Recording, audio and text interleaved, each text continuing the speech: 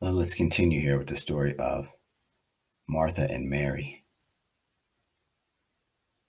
So we start with two good women, and Jesus goes to their house, their sisters, and Mary just sits down and just listens to him. Martha, on the other hand, she is doing all the work, right? She's fixing a nice meal, right? And you put this story right. We look at this story right after we looked at the story of the Simon and the sinful woman, right? And Simon's not doing much. The sinful woman is the one who's being hospitable.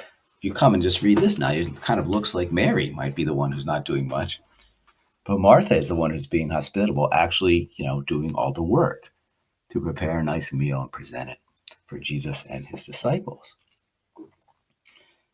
And she complains, just in a familiar and um, friendly way. They were close, it seems. And she says, "Hey, don't you care that my sisters let me do all the work? Tell her to help me out here," right? And Jesus says to her, "Martha, Martha, you are anxious and worried about many things, but there's need of only one thing. Mary has chosen the better part, and it will not be taken from her," right? So what is going on here? It seems like Martha has become kind of a busybody, right? Martha is a busy about offering hospitality to him, but he has a deeper hospitality to set before them, the hospitality of his word. Right? What is Jesus there for? What is the whole idea? To help us share in the loving kindness of God, to help us be generous like God. That's the important thing. That we learn to love one another and become part of the community of loving persons. There's something deeper, right? It's not just a surface level thing. Again, it's not just service. It's loving service. It's a compassion. It's caring about others, right? And that we see here in that case, then, when it comes to really loving and caring about others, Mary's in the right? She's chosen the better way because she's sitting there listening, coming to understand what it means to be part of the kingdom of God.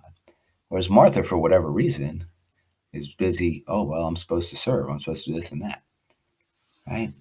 And the way that Byrne puts it is frenetic service, even service of the Lord, can be deceptive distraction, right?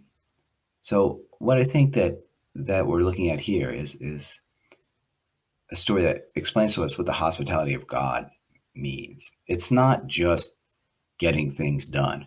It's not just working. It's not just how many people you gave dinner to, right? Now, all these things are part of the hospitality of God if they're done with loving, compassionate attention, right? That's the hospitality of God, where you really meet the person and they become part of the community. They become like a family member. They become like a beloved person, right? And so you look at them and what do you need? Right? Well, that's not the same. That is the kingdom of heaven. That is the good response. That can easily be substituted for getting things done, right? Or, serving out of a sense of obligation. And I mean this in the negative sense of the word obligation, not the full or positive sense of the word. But what I mean by that is like, well, I have to do this. This is what good people do, right? Well, good people would make a nice dinner, so I have to make a nice dinner. So I'm not really even going to pay attention to people that I'm supposed to be, that the people that I'm serving here. I'm just going to get it done, and you all see what a great dinner I made or something, right?